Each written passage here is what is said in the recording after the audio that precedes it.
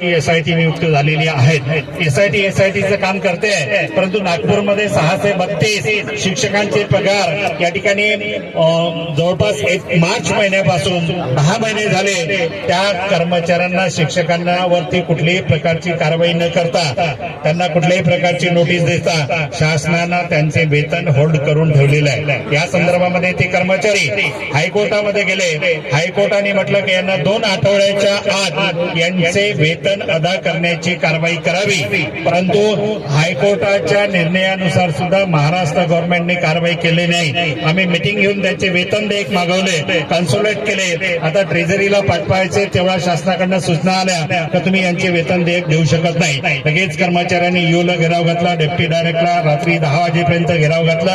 त्या दिवशी मी स्वतः रात्री 10 वाजता जाऊन त्यांचा घेराव त्या ठिकाणी सोडवलेला आहे। महाराष्ट्र म्हणजे या ठिकाणी महाराष्ट्र शासनाने लॉ अँड ज्युडिशियरीकडे मार्गदर्शन मागितलं। लॉ अँड ज्युडिशियरीनं असं म्हटलं की या संदर्भामध्ये सुप्रीम कोर्टामध्ये अपील करण्यात यावी। आजच्या घडीला सुप्रीम कोर्टामध्ये महाराष्ट्र सरकारची अपील दाखल झालेली नाही।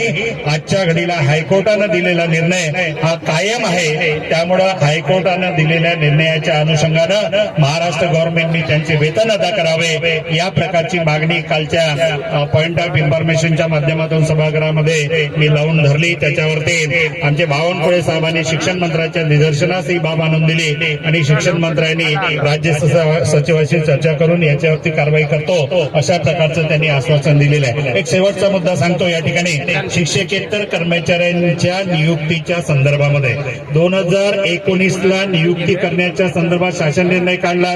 22-23 पर्यंत शिक्षकेतरची कर्मचाऱ्यांची पदं ही संच मान्यतेमध्ये दाखवल्या जात नव्हती, पण नियुक्त्या त्या ठिकाणी रखडलेल्या होत्या, फक्त अनुकंपाच्या नियुक्त्या होत होत्या। 21 फरवरी 2024ला शासनाने शासन निर्णय काढला आणि त्या शासन निर्णयानुसार महाराष्ट्रामध्ये अनेक शाळांमध्ये संच मान्यतेमध्ये शिक्षकेतरचं पद मान्य असेल तर पद भरतीची कारवाई त्या ठिकाणी झालेली आहे। त्यानंतर शासनानं 4 फरवरी 4/4/2025ला एक शासन निर्णय काढला आणि त्याच्यानुसार सुद्धा म्हणजे त्या 3 पदं त्या ठिकाणी क्लब केले आणि 80% भरण्याच्या संदर्भात सूचना दिल्या। त्या शासन निर्णयाला काळेसाहेब महाराष्ट्र कसं कार्य करते बघा। गव्हर्नमेंटनी किंवा मंत्रालयातून निघालेल्या शासन निर्णयाला संचालकांनी 28 मेला स्थगिती दिली। संचालकांनी स्थगिती दिली। कोणत्या शासन निर्णयाला? 4/4/2025च्या शासन निर्णयाला 28 मे नुसार स्थगिती दिली, परंतु आजच्या घडीला त्यापूर्वीचा अस्तित्वात असलेला 21 फरवरी 2024चा शासन निर्णय आणि त्या शासन निर्णयानुसार झालेल्या मान्यता या कायम आहे। परंतु डेप्टी डायरेक्टर नागपूर आणि संपूर्ण महाराष्ट्रामध्ये मी आढावा घेतला मंत्रालयाशी चर्चा करताना, संपूर्ण महाराष्ट्रामध्ये अशा मोठ्या प्रमाणामध्ये योनी मान्यता दिलेली प्रकरणं अजूनही शालार तारडीसाठी डेप्टी डायरेक्टरकडे प्रलंबित आहे।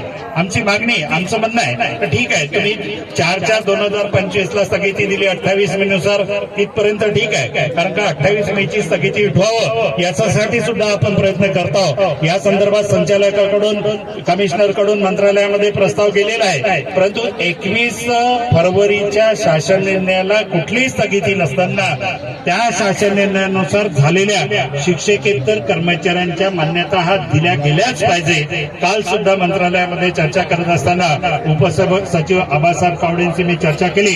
चर्चा करत असताना सर आमचं तुमचं म्हणणं अगदी बरोबर आहे, या संदर्भातली नोटशीट कमिशनरकडे आम्ही पुटअप करतो अशा प्रकारचं त्यांनी आश्वासन दिलेलं आहे आणि निश्चितच त्यावरती सुद्धा तोडगा काढण्याचा आमचा प्रयत्न सुरू आहे। काल परवा दयागाणे सर मला बोलले, सर ते शाला ताडी देत नसेल तर अधिवेशन कालावधीमध्ये मी आमरण उपोषणाला बसतो अशा प्रकारची त्यांनी मला सुतोवाच केलं। पण मी सरांना म्हटलं की या वयामध्ये तुम्ही आमरण उपोषणाला बसणं योग्य होणार नाही, आम्ही आमच्या लेवलवरती हा लढा लढतो। निश्चितच आपल्या लढायला यश येतील। त्याच्यानंतर 10-20-30 आहे, आश्वासित प्रगती योजना, इतर अनेक मागण्या, इतर अनेक मागण्यांच्या संदर्भामध्ये निश्चितच आपण या ठिकाणी सभागृहाच्या बाहेर आंदोलनाच्या माध्यमातून संघर्ष करू।